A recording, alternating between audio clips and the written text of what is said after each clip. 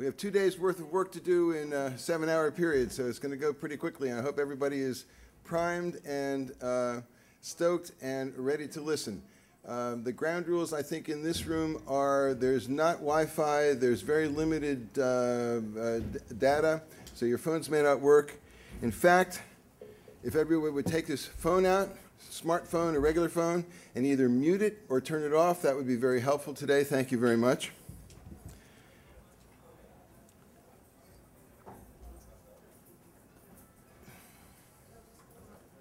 Sorry? All right. Solomon Bastias, are you here? All right.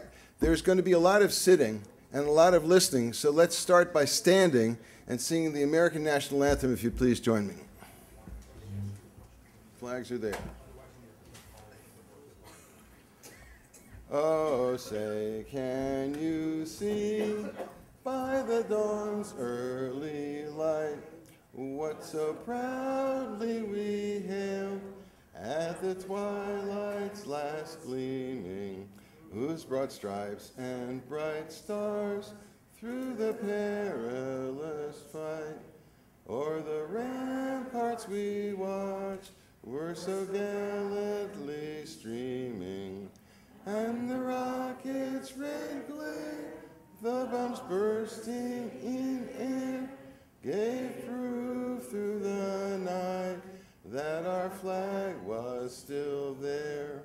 Oh, say, has that star-spangled banner yet wave o'er the land of the free and the home of the brave? Thank you. I'd appreciate Saints scores as the afternoon goes on. Saints are playing the Titans today, I think. My name is Bill Hess. I'm the president of the American Zionist Movement. I live in New Orleans, Louisiana, so there may be some references that not everybody gets in what I say. But we at AZM are very, very excited to convene this important conference together with the World Zionist Organization, as the AZM is the representative of the World Zionist Organization here in the United States. We address today what may be the single most important issue facing American Jewry: the delegitimization of our homeland, Israel, and countering the continuing scourge of anti-Semitism. The issue is important, but not sufficiently discussed. The timing is such that we are cramming 2 days' worth of conference into one, but we know that the imminent holidays will give us all a chance to carefully consider and assimilate today's information. The recent meetings at the United Nations only give immediacy and seriousness to our deliberations here. The Zionist movement was founded more than 115 years ago by Theodor Herzl, Zikronom Livracha, as a direct effort to put an end to anti-Semitism in 19th century Europe. It is the national liberation movement of the Jewish people. It is the sole example of many such liberation movements of the day to have survived the 20th century. Not only that, the State of Israel is the manifestation of the success of the Zionist movement, of Herzl's Zionist movement. The Zionist hope, dream, and vision was for a legally recognized state where Jewish life could be lived in a fulfilled way. In many ways, modern Israel meets or exceeds that dream. In many ways, it does not. Regardless, we, the Jewish people, have a state of our own after 2,000 years of exile, degradation, oppression, and suffering, and we need to do all we can, wherever we live, to support the state and guarantee its future. Today, we'll have the opportunity to examine the issue that confronts us and try and find some ways to counter it in using traditional and new means and media. The negative messages and images about Jews and Israel we experience today are increasingly sophisticated, move around the world at viral speed, and play on many facets of human psychology. We will make our examination from a Zionist perspective. Our tent is very wide and encompasses a broad ideological spectrum. Thus, you may not agree with what is being said in one session, but your neighbor may not agree with what is being said in another. We expect that everyone here today will respectfully listen, and we hope learn new ways to effectively deal with those who wish us ill. It's a distinct honor to bring forward our partner in organizing this initiative, Mar Yaakov HaGoel, member of the Zionist Executive, Mr. Hagoel serves as the chair of the Department for Activities in Israel, as well as countering anti-Semitism. He and his staff have a lot of experience working to counter anti-Semitism in forums around the Jewish world. They have organized similar seminars as this in Europe and will leave tonight to organize one for Latin and South America in Buenos Aires next month. So on behalf of the AZM staff and lay leadership, Yaakov, and Eitan, toda rabba lachem, thank you very, very much. You've been very generous with your time and advice in putting together this 2 days in one meeting in very short notice. Yaakov, please, he will speak in Hebrew, and for those of you who are not dovrim ivrit, Eitan Behar, his assistant, will translate. Yaakov, b'vakasha. Thank you, Bill. תודה רבה. שלום לכולם. ברוכים הבאים, חברי ההנהלה של ההסתדרות הציונית העולמית שנמצאים פה איתנו, חברים יקרים, ציונים יקרים. The microphone, please. He said, good morning and welcome to the members of the Zionist Executive who are sitting here with you. It's very good to be here. Thank you. אני מאוד שמח להיות פה היום בסמינר משותף של ההסתדרות הציונית העולמית ושל ה-AZM באמריקה. I'm glad to be here today for the joint seminar of the World Zionist Organization as well as the American Zionist Movement. אני לא חושב שזה מובן מאליו וברור שאנשים עוזבים את הבית ביום ראשון ובאים לסמינר בנושא הסברה ובמאבק בדה-לגיטימציה נגד ישראל, ואני גאה בכם על כך. It's not that easy for you guys to leave your day off, leave home and come for a conference like this to discuss and get the right tools to counter anti-Semitism and the delegitimization of Israel. And I'm really proud of that, of you. אין לי ספק שהזירה האמיתית היום היא הזירה של המאבק בדה-לגיטימציה נגד ישראל. ראינו את זה בשבוע האחרון בניסיונות רציניים מאוד במאבק הזה נגד הזכות ההיסטורית והזכות הקיומית שלנו בארץ. There's no doubt that the field today is the delegitimization of Israel, and we've seen in the last week tons of tries, a lot of tries to counter the basis right, historical right of the Jews on the land of Israel. אני מאמין שלאחר היום הזה כולנו ביחד נקבל כלים, נקבל מידע כדי להתמודד עם המאבק החשוב הזה וכדי לגעת באמת האמיתית, ואין לי ספק שביחד אנחנו ננצח. I have no doubt that by the end of this day we'll get the right tools in order to counteract the uprising of anti-Semitism and delegitimization of Israel, and I have no doubt that eventually we will win. Thank you. אני מודה מראש לצוות שמארגן פה את הכנס, הן מההסתדרות הציונית העולמית והן מה-AZM, ואני מאחל לכולנו הצלחה בכנס החשוב הזה. I would like to thank the crew from the AZM and the WZO, and I wish us all a successful and fruitful discussions throughout this day. Thank you and שנה טובה.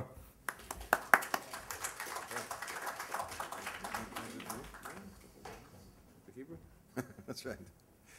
I was going to ask Eitan to stay and translate back into Hebrew for me. Thank you, Yaakov. You should know that he's one of the few people that I've run into who we have similar taste in glasses, and he was also willing to use different colors in making his frames. So kol hakavod, Yaakov. Our topic today has been one of primary importance to AZM since I took the presidency over almost 4 years ago. And I have been very desirous that it be pursued actively and followed very closely. So I asked Jan Schechter, who's a past president of AMIT and an attorney, to follow the events and the meetings here concerned with these topics on AZM's behalf, as she lives a lot closer to New York than I do. So she's going to chair our opening session and get things going. Jan Schechter, please. Thank you, Bill, and thank you, Yaakov. And good morning to all of you.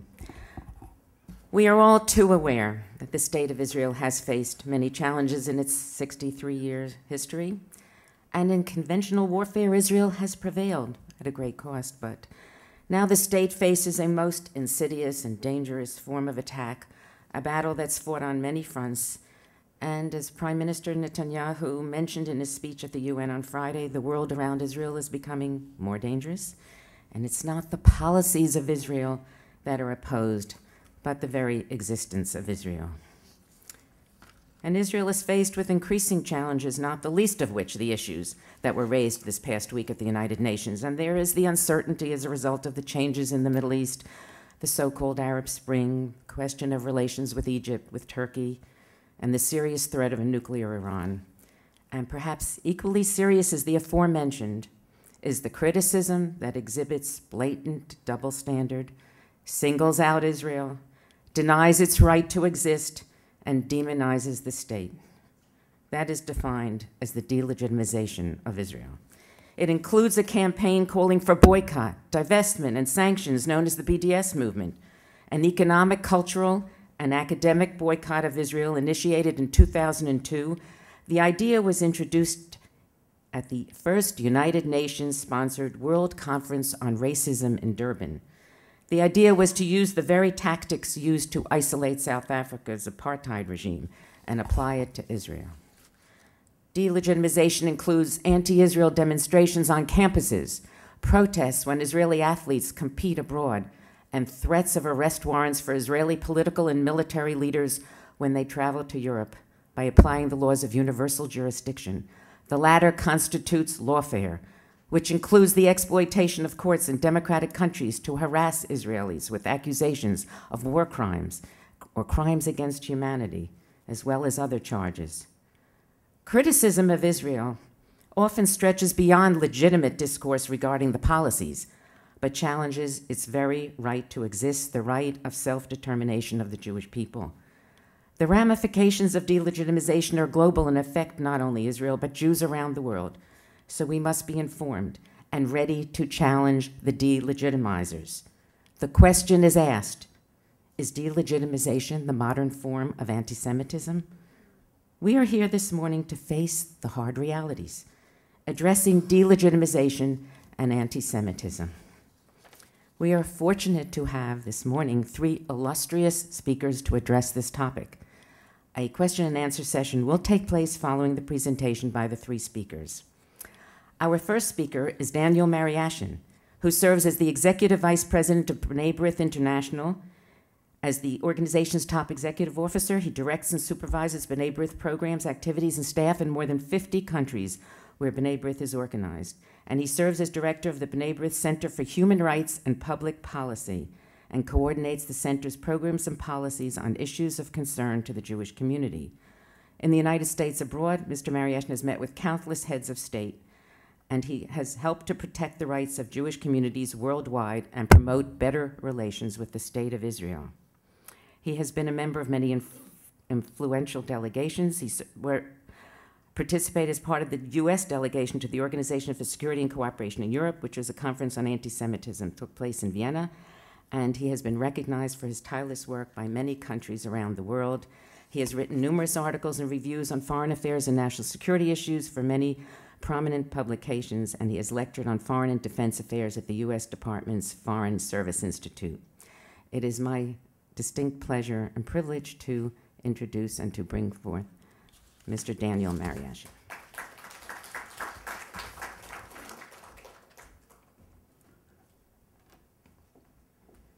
Thank you, Jan. Perhaps the most important thing on the CV was left out. I was the director of the Boston office of the American Zionist Federation, which was the predecessor organization of the AZM in the mid-1970s. I want to thank Bill and Karen for the invitation, and I want to thank them for their tireless work on behalf of the Zionist movement, on behalf of the State of Israel.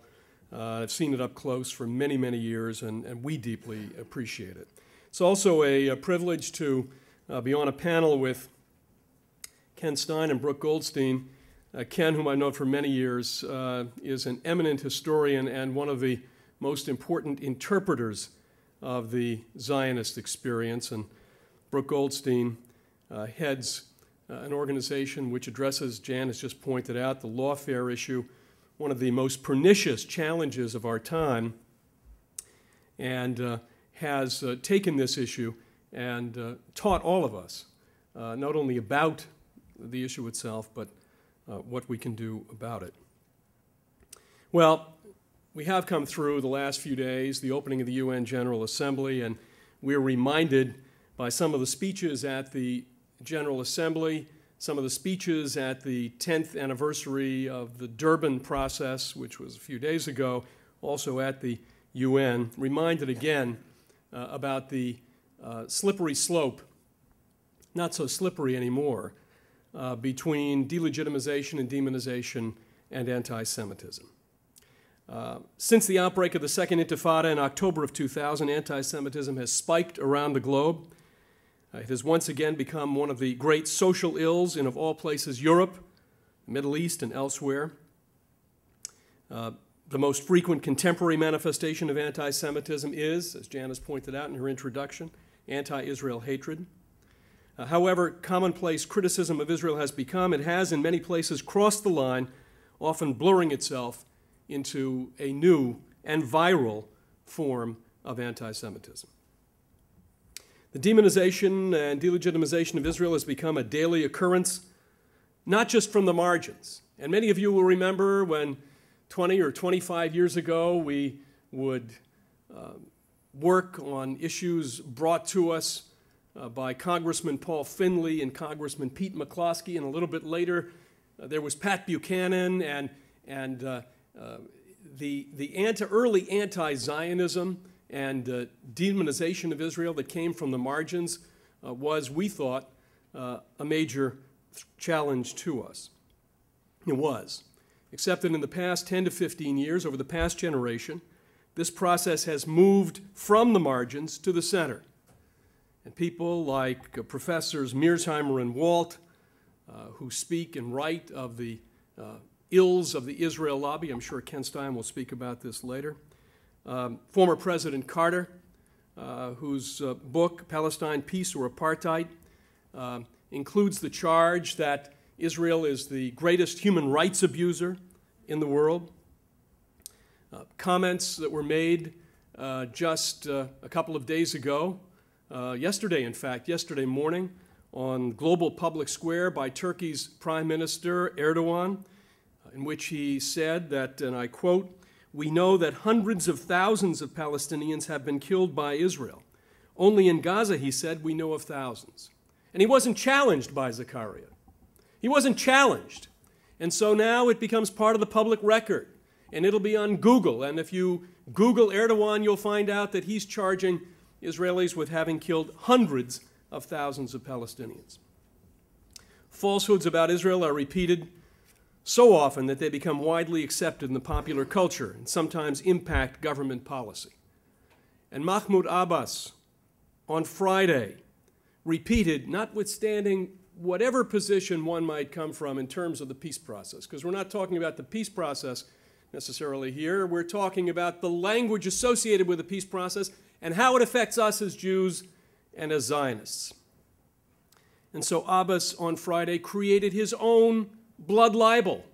He contributed language to the history of blood libels against the Jewish people when he charged Israelis with ethnic cleansing and racial discrimination. He said there is a, quote, multi-pronged policy of ethnic cleansing carried out by the Israelis, and that Israelis have deported elected representatives from Jerusalem. The language, deportations, ethnic cleansing, the same kind of language that's used when we describe the Nazi regime. And then he fanned the flames a little bit more. He said later in his speech, and I quote, "In addition, now we face the imposition of new situation, not previously raised conditions, that will transform the raging conflict in our already inflamed region into a religious conflict. The threats," he said, to the future of 1.5 million Christian and Muslim Palestinians living in Israel is, in his view, also a great crime. Now, the United Nations Zionism is Racism Resolution 1975, the Durban 1 meeting 2001, the Durban 2 Review Conference in 2009, the Durban 3 conference a couple of days ago, and the Goldstone report of 2 years ago have been used by the international community to taint the Jewish state and undermine its right to exist. Hamas and other Arab groups quote the protocols of the Elders of Zion to accuse Jews of controlling U.S. foreign policy and plotting to take over the Middle East, as well as blaming the Jews for the current global economic crisis. In fact, in one iteration, actually, of the Hamas covenant, you can find under the category of supporters of Zionism my own organization, and I think Rotary International. Now, you have to figure that one out, but I think this is the iteration that's on, I think, the Truman Center's website from Hebrew University. But constant use, constant reference to the protocols of the Elders of Zion proves that that publication, that canard, more than 100 years old, is still with us and being practiced right now in the Middle East. Holocaust deniers attempt to undercut the need for Israel's existence by minimizing the Nazi genocide against the Jews, and it was done again this week for the umpteenth time by Iran's President Ahmadinejad. And our worry is on Holocaust denial is that we're now getting, unfortunately, to the end of the biological clock. We're reaching that period where there will be no more survivors with tattoos on their arms to say that they experienced it, that they lived it, that they saw it, that they were witnesses. Holocaust denial is not something, again, which is now, which was at the margins at one time. It's now being carried out in the mainstream, or at least the politically correct and accepted mainstream, by not only Ahmadinejad, but many others. And notwithstanding the peace process off and on, the Palestinian Authority media and textbooks continue to refute the Jewish connection to the land of Israel and claim that the Jews are not a people and therefore not entitled to a country of their own, which gets to the issue of recognizing Israel as a Jewish state. And I just saw this morning, and I have to check the reference, but I see the government of Spain said something this morning about recognizing Israel as a Jewish state. It's interesting because Spain recognized Israel 25 years ago, but now they've come out with the Jewish state recognition. The deliberate delegitimization of the Jewish state leads to the gradual erosion of Israel's stature and ultimately its right to exist. And once Israel is branded as racist, it becomes easier to portray it as a country that harms civilian populations, oppresses minorities, and enacts restrictive immigration laws and religious statutes as part of a racist ideological program. All of Israel's military and legal actions are then cast as racist. And slanders against Israel are calculated to intensify its isolation in the international community, which in turn gravely weakens its national security. Now, Natan Sharansky identified a 3D test for differentiating legitimate criticism of Israel from anti-Semitism: demonization, delegitimization, and double standards. With its 2003 Vienna Conference, the Organization for Security and Cooperation in Europe, the OSCE, began a process still underway of securing commitments from the 56 member states in North America, Europe, and the former Soviet Union to condemn anti-Semitism and to develop and implement practical tools to combat it. It's not easy. At the OSCE's historic 2004 Berlin Conference, then Secretary of State Colin Powell told the gathering, and I believe this was the first time that any international leader said the following: "It is not anti-Semitic to criticize the state of Israel, but the line is crossed when Israel or its leaders are demonized or vilified, for example, by the use of Nazi symbols and racist caricatures."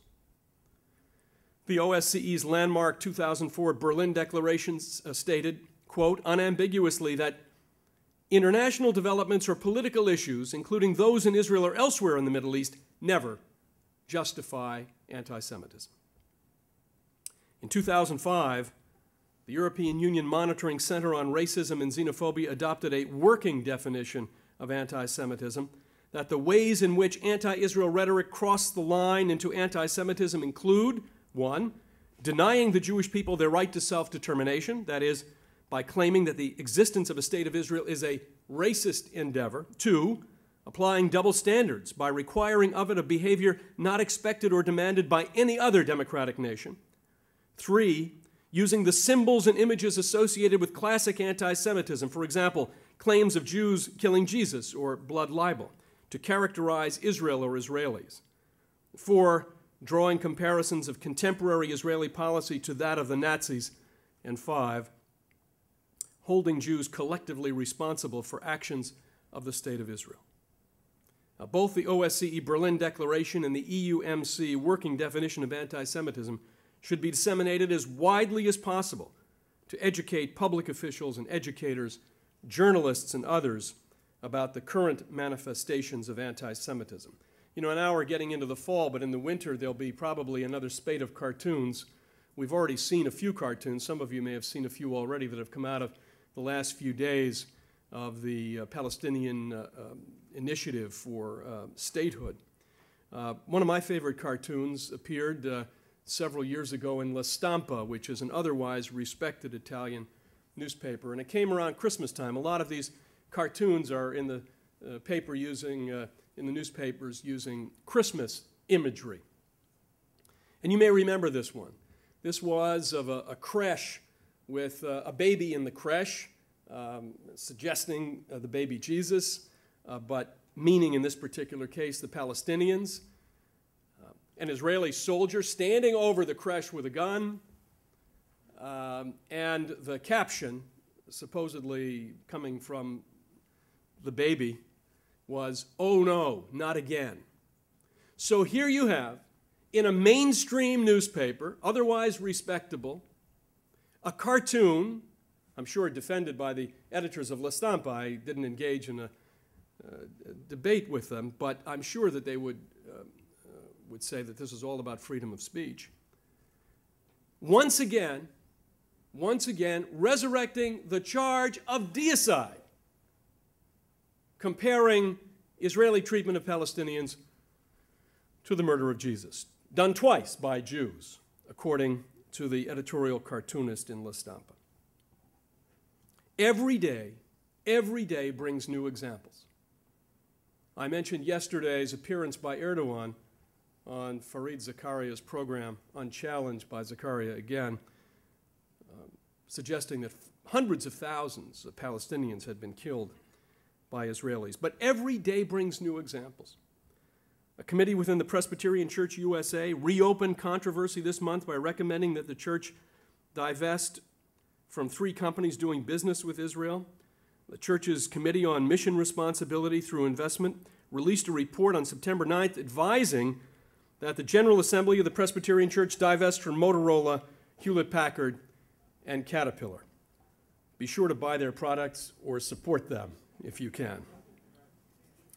In Venezuela, where the regime consistently vilifies Israel in the harshest possible terms, broadcaster Cristina Gonzalez of the state-owned national radio openly encouraged listeners earlier this year to read the Protocols of the Elders of Zion. And then on the 17th of this month, in a letter to Ban Ki-moon, and I'm going to read it from my BlackBerry. This is the limit of my high-tech capability, but I thought I would read it from here because it's important. This was just a few days ago. So, Hugo Chavez, the dictator in Venezuela, says, and I quote, "It is upsetting and painful that the same people who suffered one of the worst examples of genocide in history have become the executioners of the Palestinian people. It is upsetting and painful that the heritage of the Holocaust be the Nakba. And it is truly disturbing that Zionism continues to use the charge of anti-Semitism as blackmail against those who oppose their violations and crimes. Israel has blatantly and despicably used and continues to use the memory of the victims of the Holocaust. And they do so, and they act with complete impunity against Palestine." He says, then it's worth mentioning that anti-Semitism is a Western European scourge in which the Arabs do not participate. Furthermore, let's not forget that it is the Semitic Palestinian people who suffer from the ethnic cleansing practiced by the Israeli colonialist state. Chavez is another one who constantly uses the word genocide. And what they've done, what the Europeans do engage in this, those in the Middle East do, what Chavez does, is they have, and you heard this right here in this little twist on the victims of the Holocaust. And basically what they're saying is, you say you were victims. You say you were the victims between 1933 and 1945, but now you are the victimizer. You're the victimizer. It isn't even an apartheid state charge that they're making. The charge is that Israelis are Nazis, that Zionists are Nazis. The turning of the tables, and is reprehensible, but what's even more reprehensible than that, because we know from whence this comes, but what's more reprehensible is that there's no pushback. It isn't even a matter of being politically correct. It's a matter of don't confuse me with the facts. It's a matter of hearing something so abhorrent and hearing it so many times that it simply falls off like water off a duck's back. There's no pushback. Prime Minister Erdogan, whom I mentioned earlier, took the podium at the UN just a few days ago and vociferously condemned Israel again before the General Assembly. Earlier this month, he rejected the findings of the Palmer Commission from the UN that had declared Israel's blockade of the Gaza Strip to be legal. Erdogan revealed plans, you know this, you've read it, to take Israel to the International Criminal Court to pursue legal action for last year's Gaza flotilla operation. And you saw what happened in London just a few weeks ago.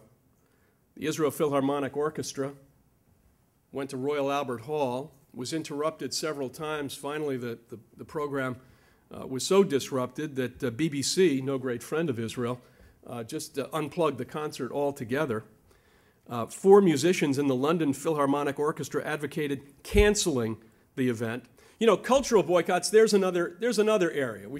Jan mentioned academic boycotts. Cultural boycotts are another area. Just in the past 12 or 14 months, a number of important entertainers have, in a very public way, canceled their performances in Israel. One was Elvis Costello, Gil Scott-Heron, the Pixies and the Gorillas. Now, I honestly, I had to go to Google. But apparently they're popular among some people. You know why it's important? You know why I mention the Pixies and the Gorillas? And I don't mean to be facetious. I mention it because they tweet their fans, and their fans tweet them, and they go to Facebook. And so the Pixies and the Gorillas say on their Facebook page that they've just canceled a performance in Israel because of the treatment of Palestinians. And it goes viral because all the fans all tweet each other to repeat the message over and over again. And we take our hats off to some performers who actually went ahead and performed, and I give them a lot of credit. Elton John was among them. Diana Krall, who happens to be married to Elvis Costello. You can imagine what that's like in that family. But the point is clear. These are folks, and here I'm being serious. I would bet that if we had the Pixies and the Gorillas right now on stage and we put a map of the world on this screen, that they would be hard-pressed to tell us where the state of Israel is. And that's the problem. You all saw a group of, it wasn't a group, it was a mob of Egyptian protesters this month who set out to tear down the wall that had been built by the Egyptian police to protect the Israeli embassy in Cairo. Well, the police were watching, didn't do anything about it. With hammers and broken poles, they struck down most of the barrier while burning Israeli flags and a nearby security kiosk, then they broke into the embassy. The point here is, this goes now into the area of the peace process, but there's a message here for the demonizers and the delegitimizers that they're back. And there have been all kinds of analyses as to why they're back. But this kind of activity that we saw in Egypt is only used to buttress those who engage in demonization and delegitimization. And finally, the global movement to boycott, divest, and sanction Israel, Jan mentioned, BDS, began in 2005, has seen all kinds of manifestations. It's not just, it's in places that you wouldn't even imagine. Several regions of Scotland have approved bans on books and other goods originating in Israel. After legal advisors instructed the mayor of Dundee to refrain from legally enforcing the boycott, the municipality now plans instead to place a special mark on Israeli products and to distribute posters throughout the city calling on residents not to buy the marked goods. And this kind of activity is being repeated in other places as well. Well, that's the problem. What do we do about it? We do about it with the kinds of things that Brooke does with Lawfare, other organizations. What Jewish organizations have done this week, we have taken these issues directly to the top diplomats of, in our case, B'nai B'rith is part of a consortium of 5 Jewish organizations that last week, and we will Monday and Tuesday as well, meet with foreign ministers, prime ministers, presidents of countries who have come to New York for the opening of the UN General Assembly to take these issues and to discuss them. Because this is global in scope, dozens of countries are affected. And so we have to, those Jewish organizations that have international branches and chapters, offices, have to be brought into this effort as well. I mentioned the efforts, strenuous efforts with public diplomacy, meeting diplomats. You know, we're lucky today in a way. We didn't necessarily have this opportunity 20 or 25 years ago. But today, there is more interaction between Jewish organizations and diplomats in various contexts, and it's important for us to beef up those efforts. A wide array of Jewish NGOs need to coordinate and work together. Conference of Presidents, major American Jewish organizations, is doing that. It's the important umbrella for this kind of activity. You'll hear later from Malcolm Hohenlein, and he'll tell you more about what the conference is doing. Individuals. You know, a lot of people say, well, what can I do? Well, you can do a lot. Today, take a look at comment. You can comment on anybody's blog. You can have your say. You know, it used to be we'd say, write a letter to the editor. Send a, you know, I even go back to the days of telegram banks. So you can respond. And if you're opening your computer every day, as I'm sure you do, take a look at some of the egregious places and not so egregious, mainstream places where terrible stuff appears. I think there's one other issue that I suppose may be somewhat controversial, although I don't mean it to be controversial. I'm finishing up. I don't mean it to be controversial, but I'll finish here. I attended a meeting in 1979 at the Conference of Presidents. I was working here in New York for the Anti-Defamation League, and the speaker was Senator Fritz Hollings of South Carolina, and he was considering a run for the presidency. He didn't run for the presidency ultimately, but I think he was out there trying to make a little noise for himself. So he visited Israel, and he came back, he spoke to the conference. And at that time, there was a vote on the F-15s. Remember the F-15 fighter jets to Saudi Arabia? And Hollings voted for. And somebody asked him in the audience, you know, it was a nice speech. He gave a speech and said all the right things. But somebody said, well, how come you voted for the F-15s? And Hollings said, and I won't imitate his drawl, but he said, well, because my good friend Abe Ribicoff voted for it. What we do and what we say, and this is not to impose any kind of discipline on a particular point of view, but what we do and what we say as Jews, as Zionists, as members of Jewish organizations, has consequences. And I think as we deal with these issues, we need to be mindful of that. Again, Bill, Karen, thank you very much for the opportunity to join you. Thank you.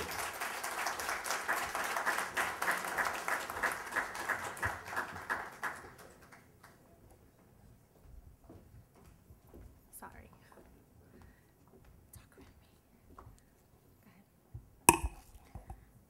Thank you, Dan. Since 1977, Dr. Kenneth Stein has taught Middle Eastern history, political science, and Israeli studies at Emory University. Professor Stein is the author of numerous books, scholarly publications, book chapters, and reviews, and he writes on the development of modern Israel, American foreign policy towards the Middle East, Origins and Development of the Arab, Israeli, and Modern Arab History. In 1998, he established and remains the director of the Emory Institute for the Study of Israel. And he is also, he has established and remains president of the Center for Israel Education, whose objective is to increase an understanding of Israel to learners of all ages through curriculum writing, podcast teacher workshops, long-distance learning, etc. Professor Stein will address us today on the intellectual and political assault on Israel. It is our privilege to have him here with us today. Professor Stein.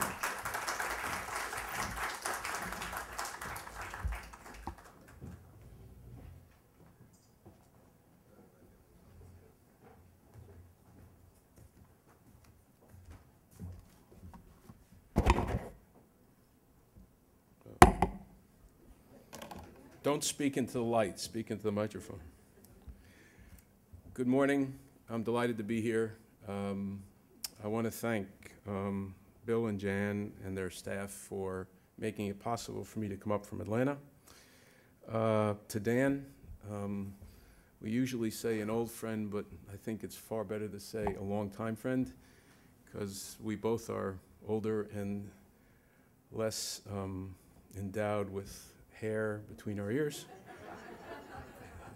A particular thank you to Bill Hess, because not only is he a friend, but indirectly through a labyrinth of connections, we are also distantly related. But please don't hold that against me. I see in the audience former friends or present friends. I see former students and, of course, longtime colleagues. My task is not an easy one, because I have to do this in 20 minutes or 25 minutes, and there's just so much to talk about and so little time to do it in. I want to start on the positive side of the ledger rather than spending 20 minutes talking about the negative part, because there's plenty to talk about, but I'd like to talk about the positive part of the ledger first. We, as Jews, are still a minority.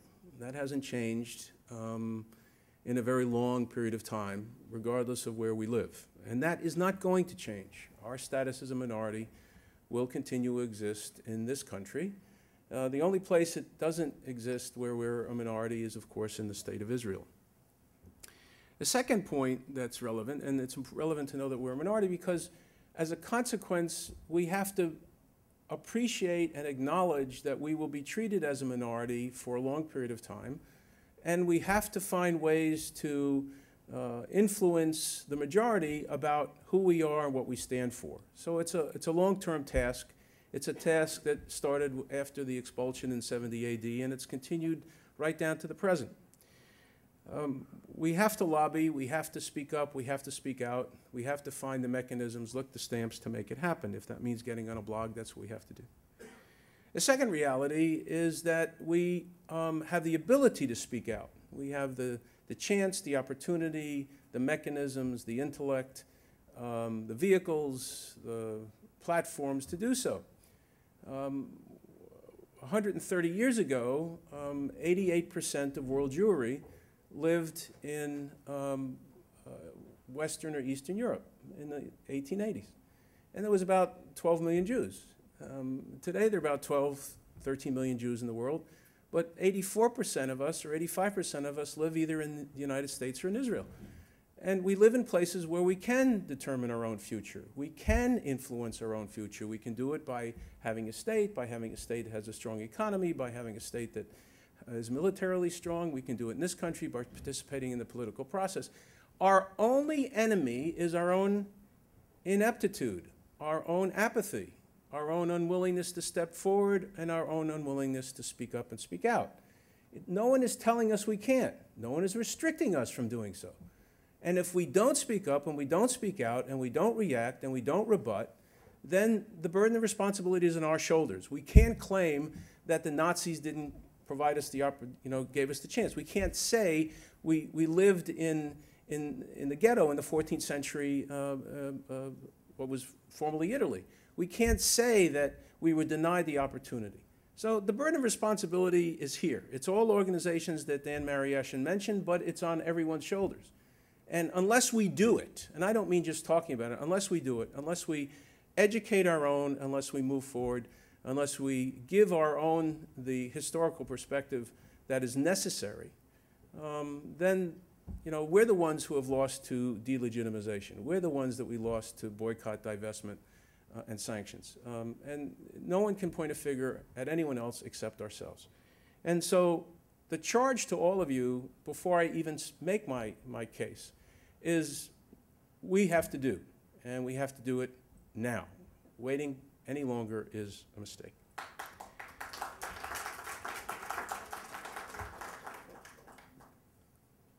Bill, I need to have a word of advice. What are the rules of engagement in reporting this event? Is this open to the general public? The press has free rein to do what they want, say whatever they want, write whatever they want. So anything here can be put on Twitter, put on Facebook. This is all open, general, right? Okay, fine. So if I have something to say which I'd like to leave off the record, I hope you will honor that request.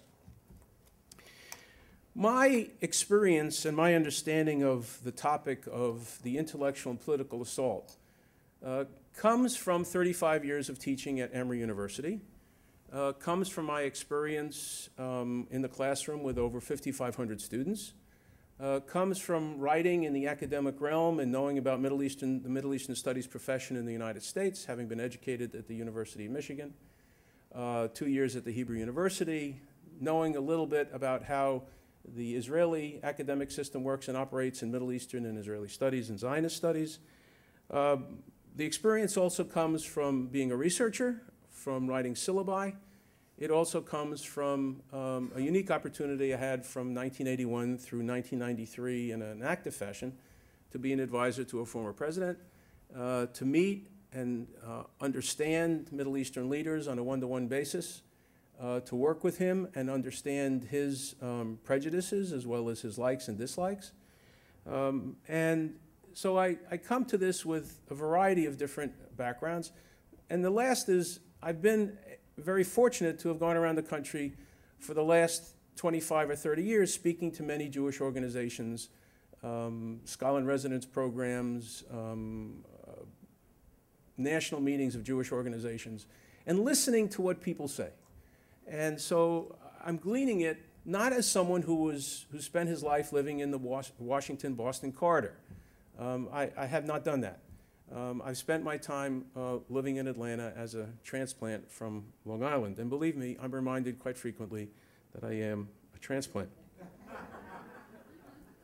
I once asked my former mother-in-law who lived in New Orleans, she once asked me, just before I got married in 1969, she said to me, "Would you like some grits?" And I said, "Yes, I'll try one." So I've come a long way as well. The delegitimization of the State of Israel is not something that comes out of the last two intifadas. It's not something that comes out of the Zionism, Racism Resolution of 1975. And it comes out of a history that can best be defined as one that does not find Israel palatable. There was in the 1940s, an effort made by the Jewish Agency to go to San Francisco and avoid having the UN take the issue of Palestine and turn it into a trusteeship.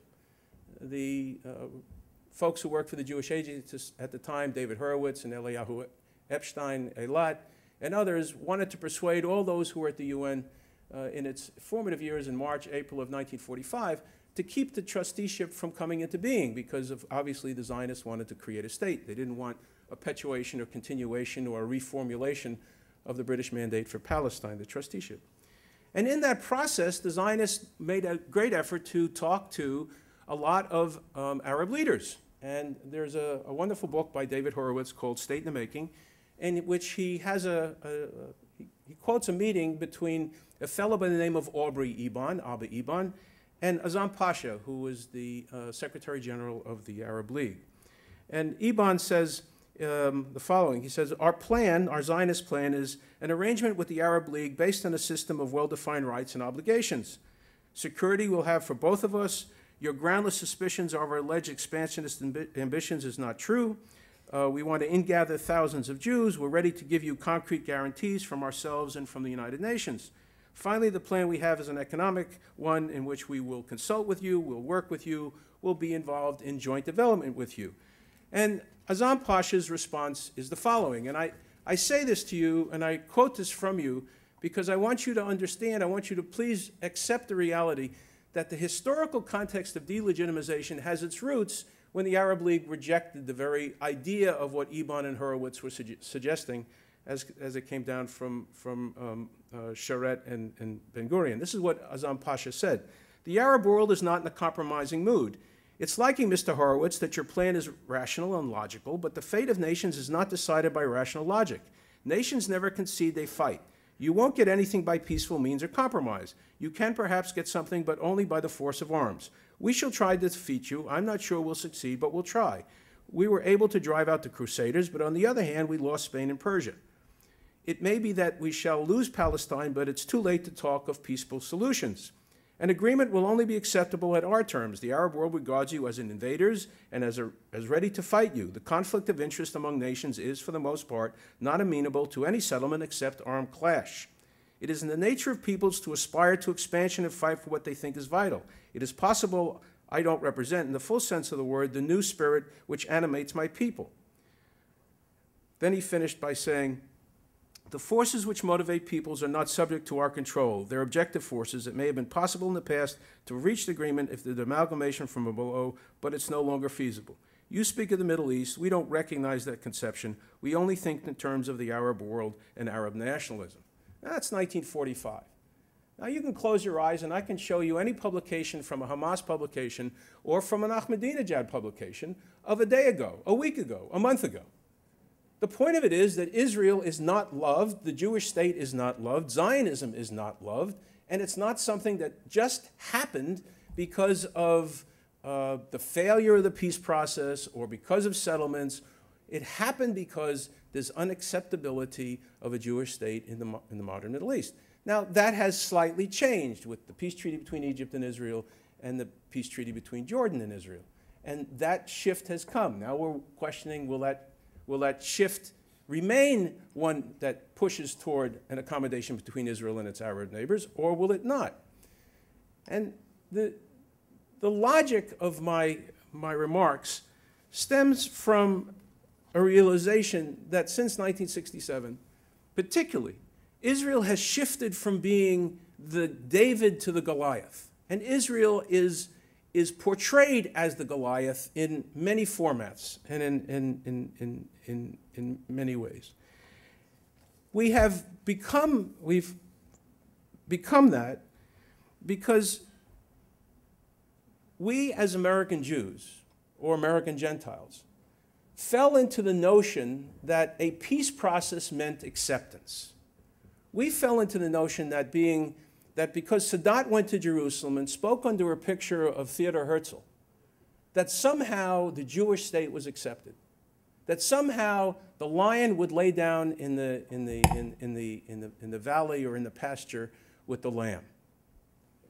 There, of course, is the great story of Henry Kissinger driving through West Jerusalem on his way to Mount Scopus while he was doing the shuttle diplomacy.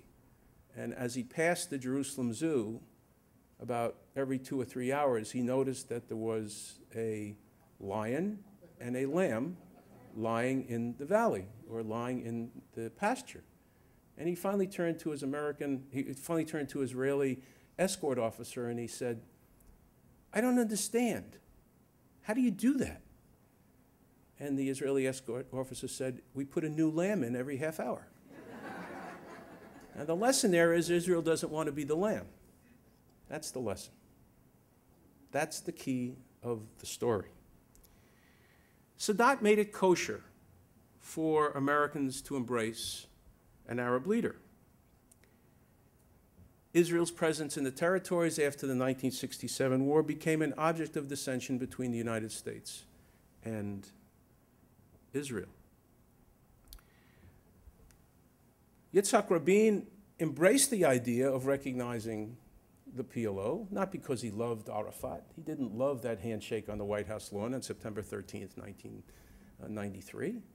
He did it because he thought it was a good gamble for Israel to try and work with a secular element of the Palestinian Arab National Movement rather than have to worry about this newly formed Hamas movement, which had been developing after the 1967 war, but really catalyzed itself at the end of the 1980s. Now, everyone puts the responsibility for the death or the dying or the atrophying of the negotiating process on Rabin's death, you know, as if Rabin could have done it by himself. It always takes two to sign an agreement. But the myth we had in America, mostly as American Jews, in American organizations, Jewish organizations, was these treaties, this diplomacy will work. And we focused on the diplomats, we focused on Washington, we focused on congressmen and senators and every 2- and 4-year elections and presidents and what was their attitude. What we weren't watching was the nefarious, insidious intellectual insurgencies that were beginning to evolve on the ground that began in seriousness in the middle of the 1980s.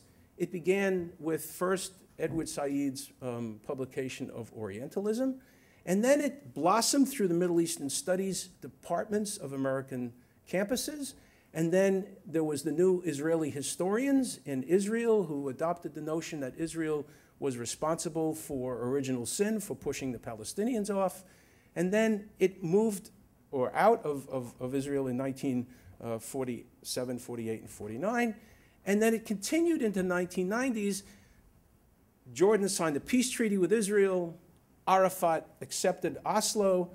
And Arafat himself was capable of keeping within his body and his mind and his heart, on the one hand, the Kalashnikov, and on the other hand, the ideas of negotiation. And he kept that going and kept fueling the notion that an accommodation could be made. And the dream of American Jews and the dream of Israelis and the dream of many Jews or Gentiles throughout the world supported the state of Israel is, we'll get the diplomatic thing going. And we didn't focus on what was going on in universities, what was going on in the intellectual world, and we weren't training our own kids about our own history. How many can put their hand up and said, I had a great congregational school experience in being prepared for my bar or bat mitzvah? I dare 10% of this audience to say so, and then go to Yom Kippur and not repent. I dare you. And what we did not do is we did not prepare the next generation to confront the Jimmy Carters or the Walton Mearsheimers. I'm not talking about what happens on university campuses. I'm talking in environments where we influence what our kids learn and how they learn it. We thought if we took the SUV and dropped it off at the door, dropped the kids off at the door at 3:30 or 5:30 on Tuesday, Thursdays, and Sundays, that would be sufficient. We thought that if we invited someone to speak at a national Jewish organization and spoke about the Matzav, that would be sufficient. But we didn't. It's not Jewish day schools, and it's not camps. Melton, Wexner, Israel On Campus Coalition, dozens of other organizations have done lots of good work, but it's all been catch-up because of what we didn't do starting back in the 1950s. So we have to change the paradigm. If we want people to lick stamps, if we want to make a difference, if we want people to understand BDS and Durban and all of these other topics and issues, we have to train our kids. And I'm not talking about advocacy here. I'm talking about our students want to know why. They don't want to be told what to say. They want to be told why they need to say it. And I'm not arguing against the David Project, and I'm not arguing about Stand With Us. Please don't misunderstand what I'm saying.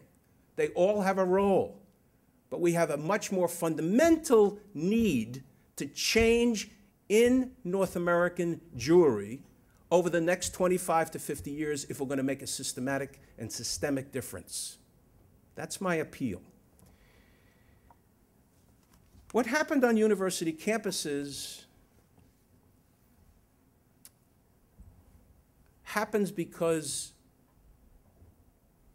the universities in general, the social science faculty, the humanities faculty, by their own self-definition, by a variety of surveys, have indicated that they have attitudes that are left of center. And when I go into the classroom and I ask my students to buy certain books for on the syllabus, and I assign certain readings, I have the sole prerogative to determine what that student does and reads and what his requirements are for the conclusion of the course. No dean, no provost, no one else has any say about what I do. Now, this is very different than the real world, because if you don't produce at a law firm or a business firm, or in your own business, your own entrepreneurial choice, if you fail, you fail. No one bails you out. No one can tell you it's okay for you to continue to do what you're doing.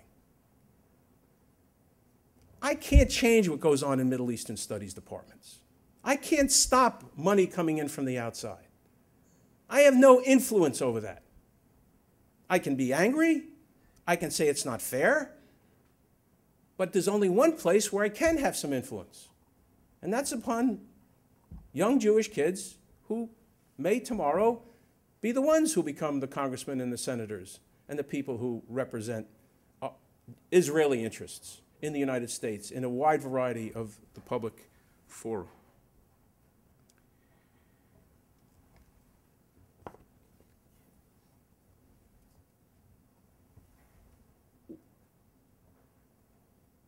A professor at the University of South Carolina in 2002,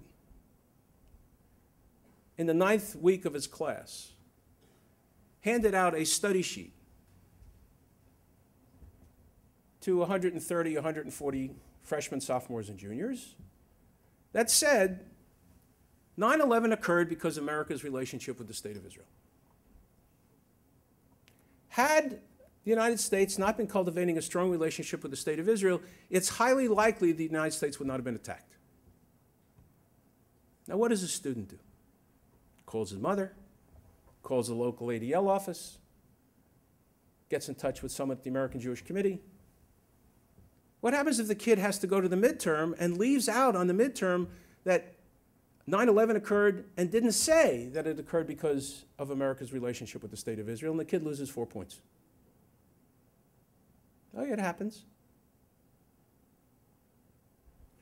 So some kid has to be smart enough to know that this is an erroneous assertion made by a professor, and you have to speak up and you have to speak out. And you have to go with a colleague and you have to go sit in the professor's office and you say, that's a very interesting assumption. I disagree with it. Can you show me the substance? Can you show me the evidence? And he said, no, that's my opinion. And then you go to the chairman of the department and you say, look, I know we're going to have a midterm in 2 weeks. I don't want to be penalized 4 points or whatever it's going to be in the midterm because I disagree with the professor. I resigned from the Carter Center in 2006, not because I did not like the title of the book, though I found it offensive, but that was not sufficient reason to resign. I resigned from the Carter Center because Jimmy Carter invented information, exactly as Dan Mariashin referred to earlier. They're myths. There's no pushback. Who holds a former president accountable? We wrote a book together in the 1980s. I drafted about 70% of it. He virtually completely revised certain portions of it. And one point in the book, he wanted to describe Menachem Begin as a fierce Israeli nationalist who only believed in Israel's borders as those that included all the land west of the Jordan River and east of the Jordan River. I said, Mr. President, you can't do that. That's not Menachem Begin today. That may have been Menachem Begin in the Irgun in the 1940s, but it doesn't work today. That's not correct. He said, I'm going to leave it. And we had one more argument about it, and finally he looked at me at the Carter Center, and I said, Mr. President, please change it. He said, Ken, the subject is finished. It's over. Remember, only one of us was president of the United States. Yeah, that's true. You know, I did not beat Gerald Ford in the 1976 elections, although Gerald Ford was a graduate from the University of Michigan and played Michigan football, and I was very much a lover of Gerald Ford, even if he only played in the 1930s.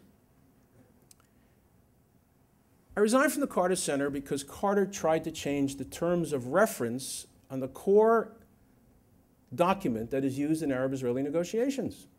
He tried to change UN Resolution 242.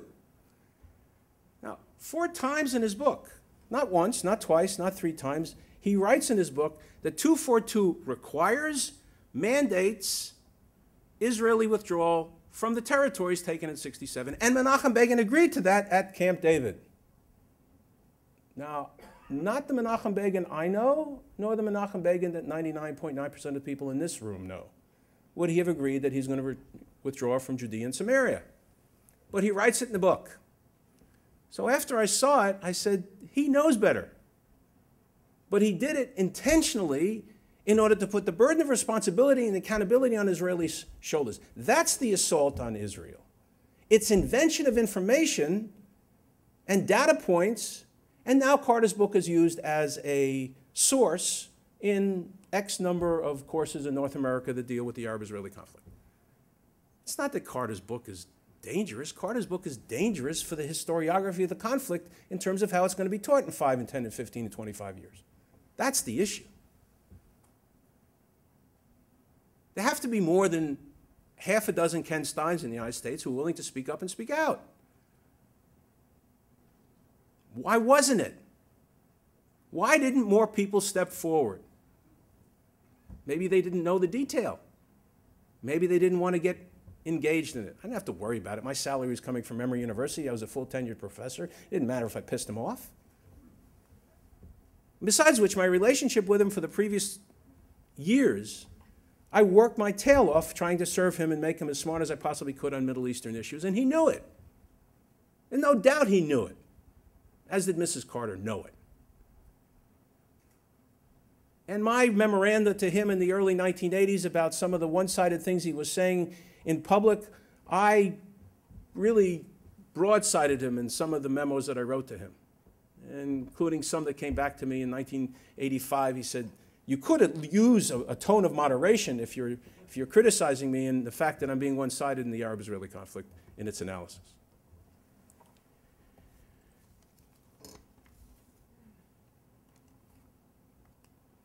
We got into this dilemma, we got into this slippery slope because we weren't watching, we weren't teaching, we weren't imparting, we weren't making our kids know, own, and belong to our story.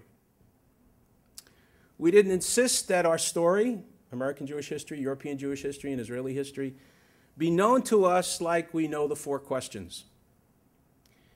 The whole notion of Zionism was that Jews should take control of their own destiny. They should shape their own future. They should not be the object in someone else's sentence, but they should be the subject of their own. And the nefarious activity of demonization and delegitimization is an effort to deny Jews the right to speak up and speak out for themselves. It's very insidious. It is an intellectual insurgency. We've become accustomed, regrettably, to listening people talk about the narrative rather than the history. Mahmoud Abbas did a first-rate job about speaking about the Palestinian narrative at the UN. But he didn't talk much about the history of what happened. He mentioned the Nakba 4 times. The words settlement and occupation were probably mentioned at least 15 to 18 times. He spoke eloquently in using all the necessary terms that relate to the delegitimization of Israel. Entrenched occupation, ethnic cleansing, racial discrimination, war of aggression, systemic confiscation, brutality of aggression, crimes of the settlers, colonial settlement occupation, unilateral actions, uprooting destruction, historical injustice, apartheid policies, racist annexation. It's as if someone went through and culled all the key phrases that have been used over the last 35 years, and he managed to get them all into his 35-minute speech. Very well crafted. a nonsense. He didn't mention the word Jews. He also didn't mention the word Hamas.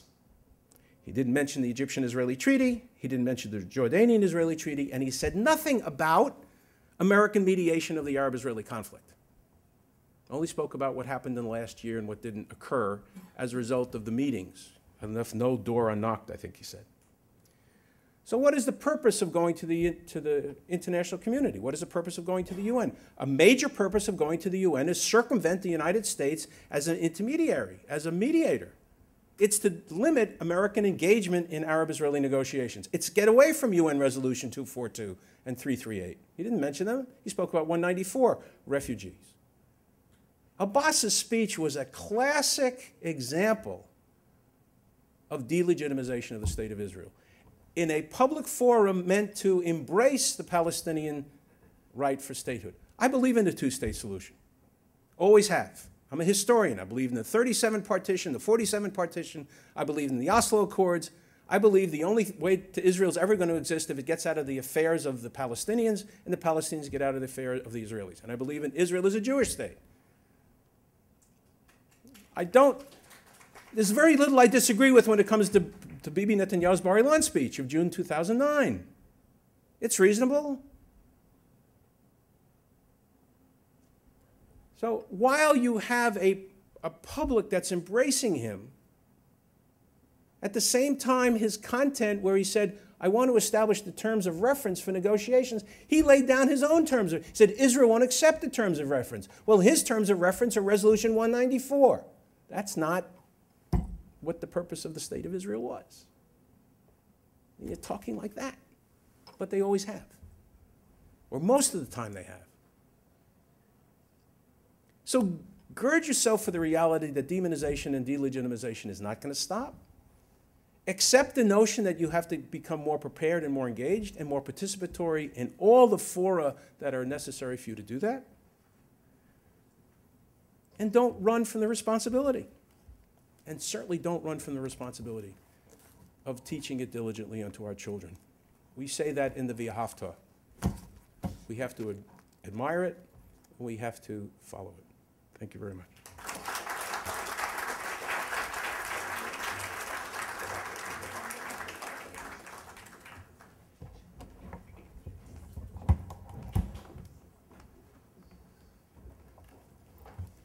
Thank you, Professor Stein. Brooke Goldstein is a New York City-based human rights attorney and award-winning filmmaker. She serves as director of the Lawfare Project, a nonprofit organization dedicated to raising awareness about and facilitating a response to the abuse of Western legal systems and human rights law. Brooke is also the founder and director of the Children's Rights Institute, which is a not-for-profit organization whose mission is to track, spotlight, as well as legally combat violations of children's basic human rights as occurring throughout the globe. Brooke's award-winning documentary film, The Making of a Martyr, uncovers the illegal, state-sponsored indoctrination and recruitment of Palestinian children for suicide-homicide attacks. Filming Martyr, Brooke secured first-hand interviews with active and armed members of the Al-Aqsa, Fatah, Islamic Jihad, and Hamas terrorist groups, as well as with families of suicide bombers, children imprisoned for attempting to blow themselves up, teachers at terrorist-run schools, and others involved in the phenomenon of child suicide bombing. Brooke is a regular commentator on Fox News and has been featured in media including CNN, The New York Sun, and many others. And she has been published in a variety of sources, including the New York Daily News and others. Brooke's first book, co-authored with Aaron A. Tonmeyer and entitled Lawfare Against Free Speech, a First Amendment Guide for Reporting in an Age of Islamic Lawfare, is due out in the summer of 2011, so hopefully it did come out already. Brooke will discuss lawfare and the use of law as a weapon of war to delegitimize Israel and the shared implications for democracies. My pleasure to welcome Brooke. I want to thank the American Zionist Movement and the World Zionist Organization for inviting me and the organizers of this conference. It's really quite an honor to serve on a panel with Dan and Ken, two luminaries that I admire and respect very much. So hopefully I'll be as compelling as them. In my opinion, there are two fronts to the war between the Israelis and the Arabs. There's two fronts in general in the war between democracies and totalitarian dictatorships. And the greatest non-violent threat to not just Israel, but to all democracies is lawfare, the use of the law as a weapon of war to, amongst other things, delegitimize the rights of democracies to defend themselves, to defend their citizens against terrorism, and to exert sovereign control over their own territory. And this is especially true for both the United States and Israel, for which every act of delegitimization lawfare, I would argue, has shared implications. I learned this in a conversation that I had with a colleague of mine from the United States military about the Goldstone report. And when the report first came out, everybody was talking about the legal and the political implications this report would have for Israel. And I complained to my colleague over the telephone about how international law was being deliberately manipulated and misapplied to delegitimize Israel's right to exist as a sovereign state for the Jewish people with equal rights in the world community. And as I went on and I continued, my colleague interrupted me and he said, "Brooke, you know, you've kind of got it all wrong. The Goldstone report isn't just about Israel.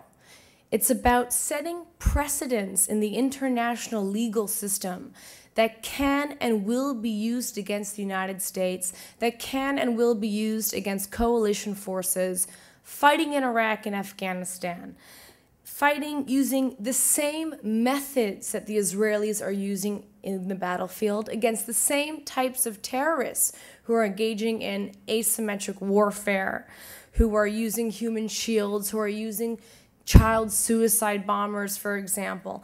And the more that I thought about it, the more I tended to agree with him, because Israel is being used now on the legal front, just as it has always been used on the physical battlefield as the canary in the coal miner's tunnel, as a legal testing ground for actions that are aimed at frustrating and hindering the ability of a democratic state to fight and win the war against terrorism.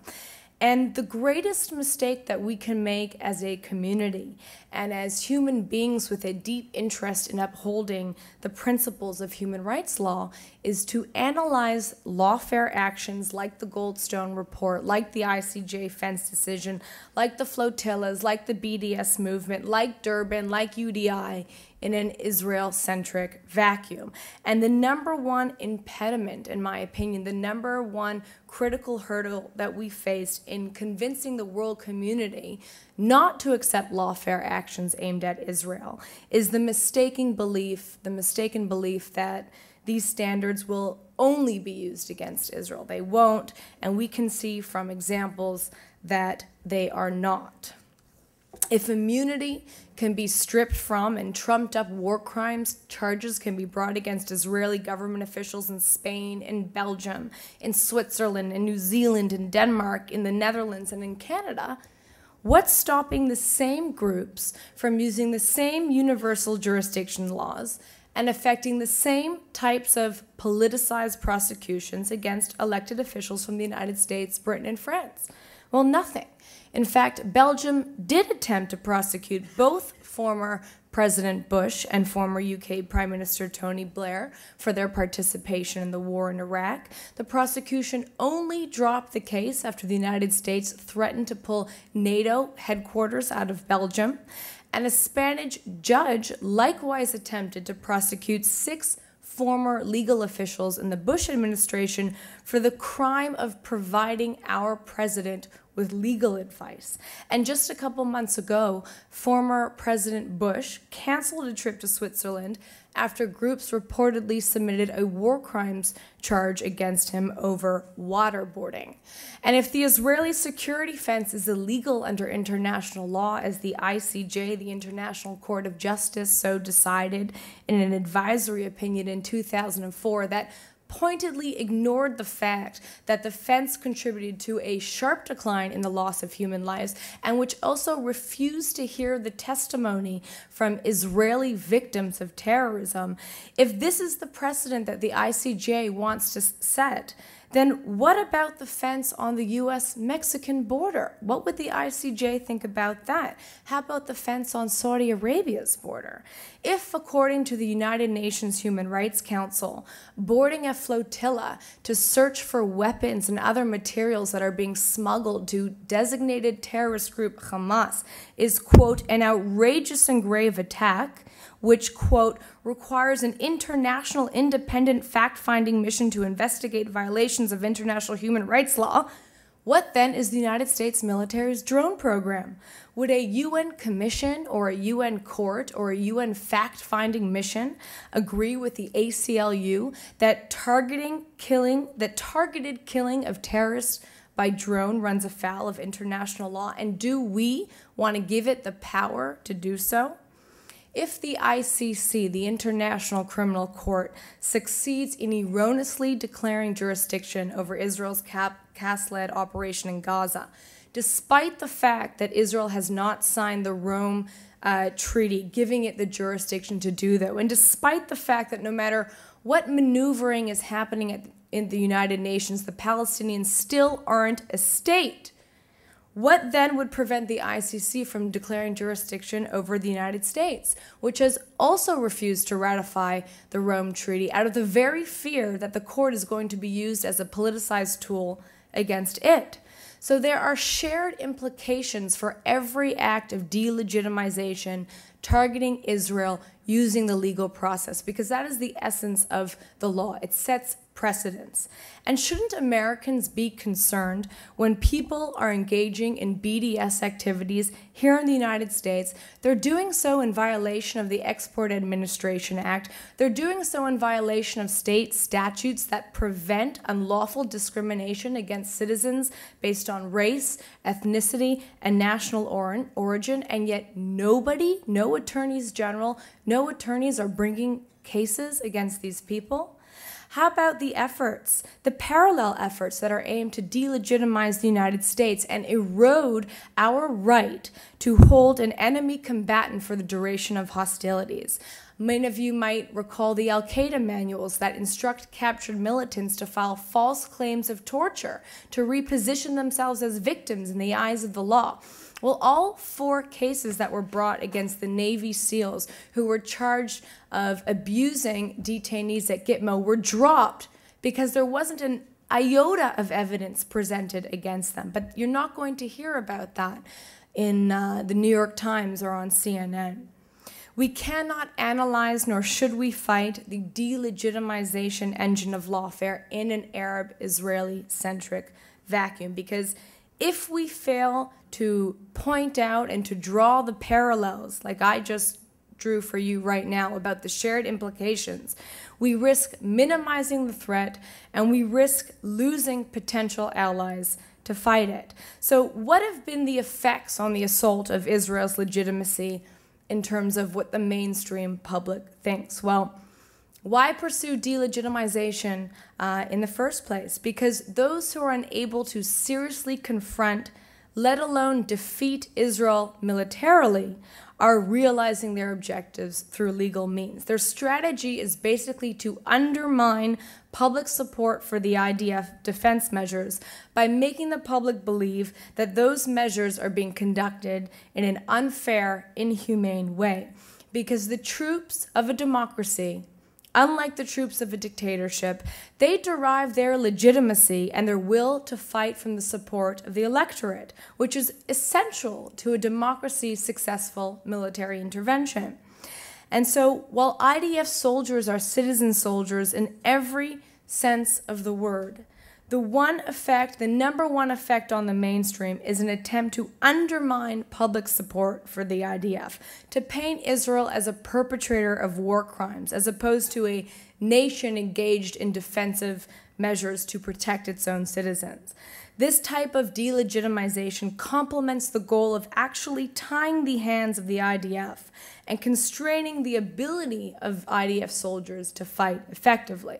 And as I understand it, partially as a response to legal attacks on Israel, the IDF now deploys lawyers within each of its divisional commands to advise officers on the front lines as to which targets they can and cannot attack under international law. And now, this isn't necessarily a bad thing, but it not only leads to split-second hesitations, but it also tempers the ability of the IDF to effectively engage in their actions. And wasn't this the cause, the case with the Mavi Marmara, where the first wave of troops boarded the vessels wholly underarmed and therefore unprepared for the attack that they faced?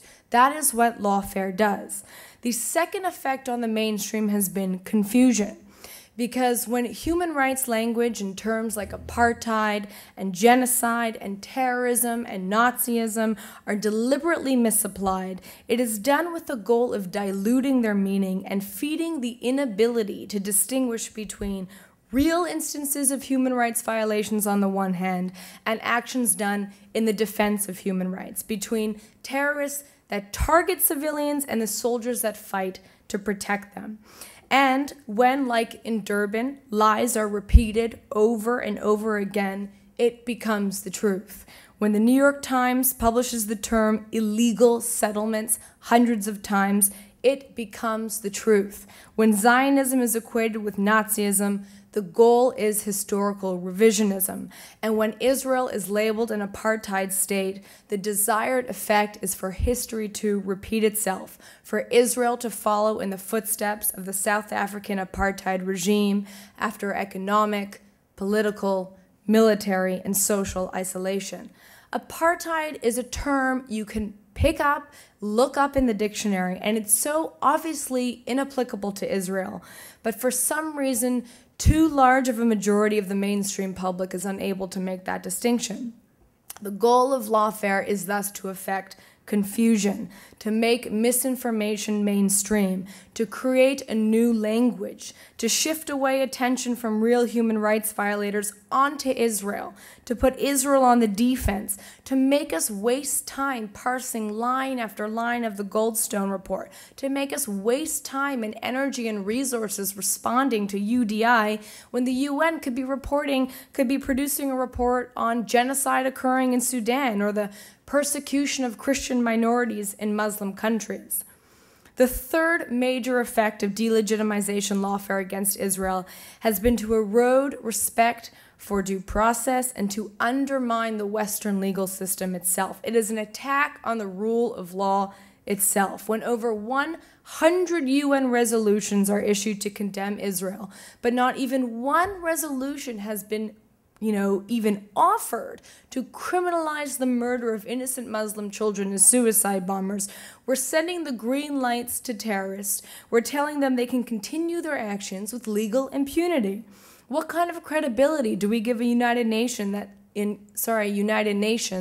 that elects Saudi Arabia to a 4-year seat on its Commission on the Status of Women? What kind of credibility do we give a UN General Assembly that's manipulated over and over again by a 57-member voting bloc of Islamist states that's currently lobbying to exclude the targeting of both American and Israeli civilians from the definition of the crime on terrorism, and also the same voting bloc that has lobbied the United Nations every year for over a decade to successfully pass resolutions that ban the blasphemy of Islam as a crime against humanity? What kind of impression is given when little to no legal accountability is demanded of Hezbollah and Hamas and their agents remain free to cross European borders, while at the same time C.P. Livni and Dutch politician Geert Wilders are threatened with arrest if they land in England, an ally? Does this not evidence bias in the application of the law, if not a complete disregard for the concept of equality before the law? When international law is interpreted to prove an inadequate guarantor of the basic right to self-defense, the mainstream perception of international law and its organs becomes one of distrust, contempt, and ultimately indifference. And this outcome is not in the interests of any democracy. But legal challenges to Israel's legitimacy also have had some positive effects. It has prompted some to call for changes and updates in the substance of international law. It has prompted the UK just recently to change its domestic laws concerning who can file an arrest warrant for foreign officials. We're now seeing calls for accountability and transparency when it comes to NGOs who have crowned themselves the arbiters of human rights law, but they are at the same time receiving foreign funding with political strings attached, and often from groups or from states who engage themselves in massive human rights violations. Finally, what can be done from your end? Well, first and foremost, you can visit the website of the Lawfare Project, www.thelawfareproject.org. You can sign yourself up for our mailing list. You can keep yourself informed and help us to raise awareness about this phenomenon and to frame the issue appropriately. Second, we have to work together to delegitimize the delegitimizers. We have to call into question the authority granted those who claim to be the protectorates of the Palestinian people. We have to call out their hypocrisy for turning a blind eye to Hamas and to the PA, the two entities who are the real sources of human rights violations against the Palestinian people. And lastly, attorneys must work together to restore the legitimacy of international law and its court system. We have to go on the offense. We have to bring cases against the real perpetrators of human rights abuses in these forums. We have to set the precedents that are needed to overturn the bad law that has been created by lawfare to date. And to this end, we recently announced a group called ANGEL, Attorneys and Academics for International and National Justice Under Law. And we operate as a coalition of attorneys who are ready and willing to stand guard, to fight lawfare, to work pro bono, to work at reduced rates. And I hope that every attorney in this audience takes it upon him or herself to join us in this fight. Thank you.